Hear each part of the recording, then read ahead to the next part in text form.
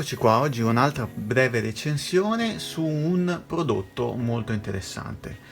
Come vedete questo si tratta di un arcade stick, ma per che cosa? Questo è un prodotto praticamente che serve per trasformare la nostra Nintendo Switch in una postazione arcade. Va fissata semplicemente attraverso il connettore USB-C e viene rilevata automaticamente dalla nostra console. Quindi nel momento in cui noi andremo a accendere la Nintendo Switch, tutti i pulsanti saranno già perfettamente funzionanti. Voglio un attimo farvi vedere che cos'è. Innanzitutto aumentiamo un po' la luminosità. Eccoci, così riuscite a vedere. La dotazione di serie di questa postazione è quasi completa, nel senso che avremo una serie di pulsanti, tutta la serie di pulsanti che abbiamo sulla Nintendo Switch, ad esclusione del pulsante quello per catturare gli screenshot. Questo non ce l'abbiamo e ci mancano di conseguenza anche la croce direzionale e l'altro joystick, quello di destra. Abbiamo qui presenti il tasto più, il tasto meno, il tasto ZL/ZR, il tasto turbo, che dopo vi mostrerò in cosa consiste, il tasto home e i pulsanti A, B, X, Y, L ed R. Il layout dei tasti è più simile a quello della Xbox, più che di quello della Nintendo Switch. Questo significa che abbiamo il pulsante A e B invertiti. Può essere una cosa che alcuni apprezzeranno o non apprezzeranno a seconda di come sono abituati. Io personalmente, se ho la possibilità, cerco sempre di invertire i tasti A e B perché mi trovo meglio, quindi di conseguenza questo layout è quello che io preferisco in assoluto. Inoltre la pulsantiera così posizionata è la pulsantiera classica dei pulsanti arcade tipo Taito. Il joystick arcade invece è un joystick che è sprovvisto di micro switch. Questo a tutti gli effetti è un joystick analogico. Cosa significa? Significa che, aspettate un attimo che vi faccio vedere,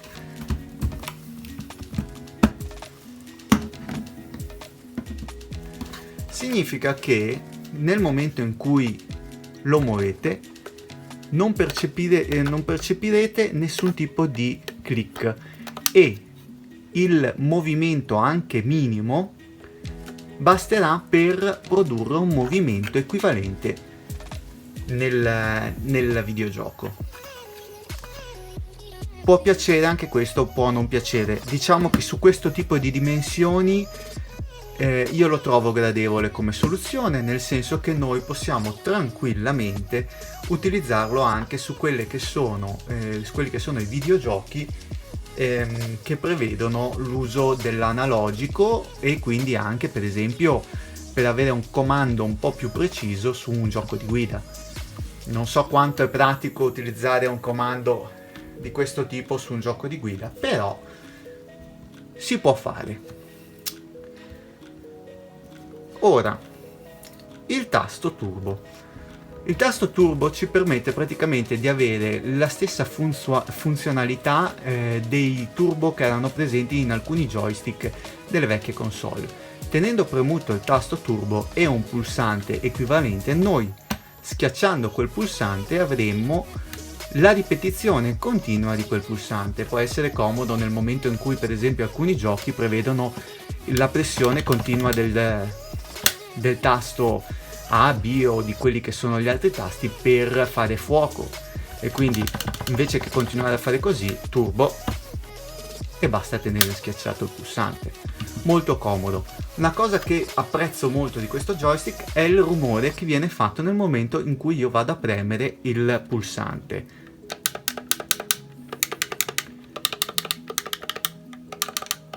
Clicca, quindi è un feeling molto simile a quello di un micro switch, anche se non è micro switch. Cioè, qui dentro è presente un pad conduttivo come quelli classici, solo molto resistente, di conseguenza restituisce un input alla pressione molto più forte rispetto a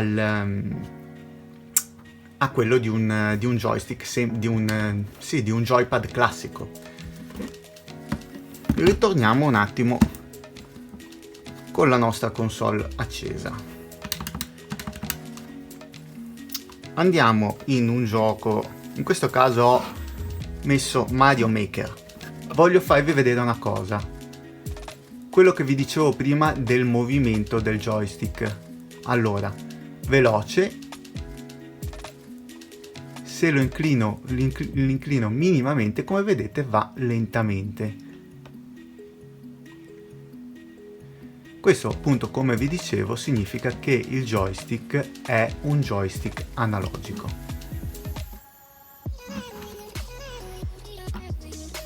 Andiamo a selezionare un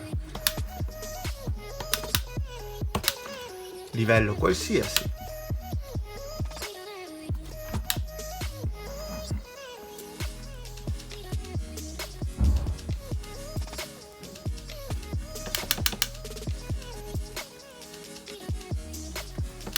Eccoci qua.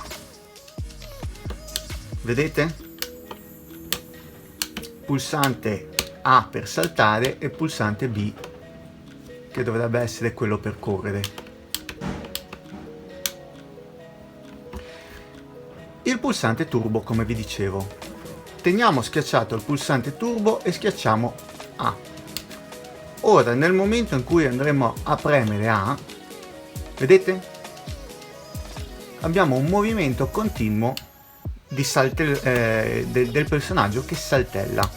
È classica funzionalità turbo. Vogliamo toglierlo? Premiamo nuovamente.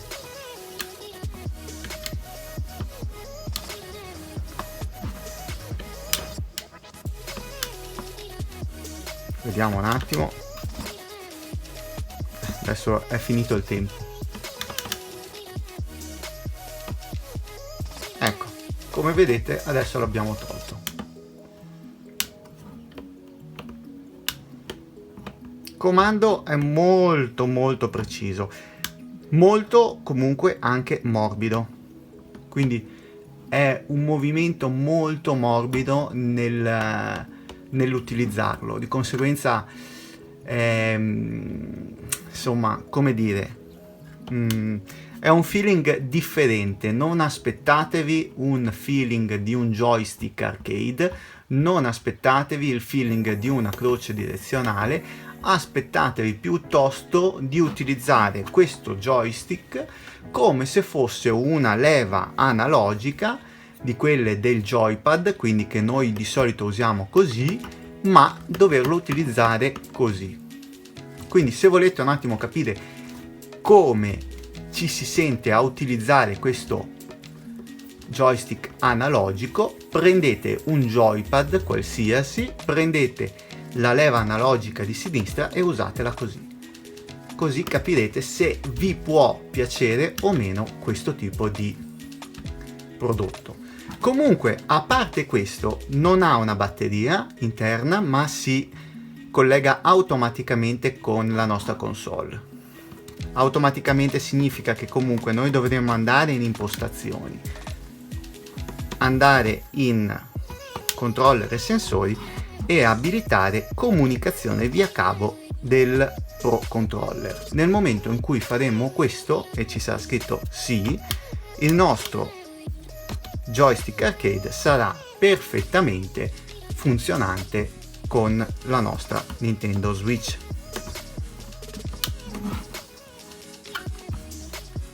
Pulsante home, come vedete,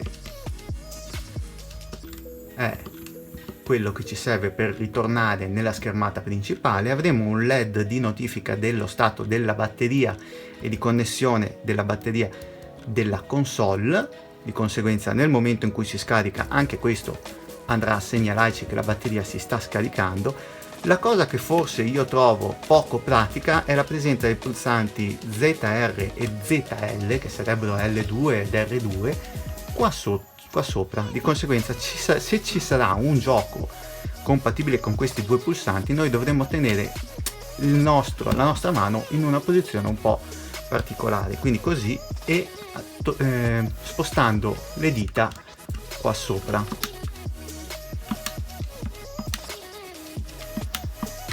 Adesso su questo gioco, per esempio, non c'è nessun tipo di controllo, però vi posso dire di controllo con ZL e ZR. Però vi posso dire, niente, sono una schiappa in questo gioco, mi dispiace. Vi posso dire che comunque non è così pratico, mentre invece l'L ed R in questa posizione è molto pratica, molto facile da raggiungere con le dita appunto posizionata così o posizionato così, quindi insomma questo riusciremo a utilizzarlo molto facilmente. Consiglio questo tipo di prodotto? Io personalmente sì, però tenete in considerazione che questo joystick lo trovate su Amazon, io vi lascio il link sotto il mio video, a 27 euro. Io l'ho preso con un'offerta che c'era nei giorni scorsi e l'ho pagato quasi la metà. Vale 27 euro? Questo dipende da voi. Per me può valere 27 euro, ma dipende molto da quello che è la vostra necessità. Tenete in considerazione che comunque la postazione è molto solida, per cui appunto potete spostare la console, non si staccherà, al di sotto del quale sono posizionati dei piedini molto comodi, molto pratici, che permettono di avere un antiscivolo, di conseguenza sarà molto difficile spostarlo dalla propria sede. È una cosa divertente, rigorosamente single player ovviamente, perché nel momento in cui lo utilizzate così non è che potete... Sì, non ho fatto la prova per verificare se con un Joy-Con e quindi qualcuno dietro di noi si può effettivamente giocare in due, però non è pratico. Su questo schermo, stando qua davanti, si occupa tutta quanta la visuale della console. Niente, lo consiglio, sì, però sta a voi decidere se effettivamente è utile o non è utile. È una cosa in più. Si possono comunque lasciare connessi i Joy-Con sul lato. Io in questo momento li ho tolti perché preferisco e gradisco di più una funzionalità simile proprio cabinato arcade, quindi appunto così semplice, e giocarmi a quelle che sono i classici che prevedono l'utilizzo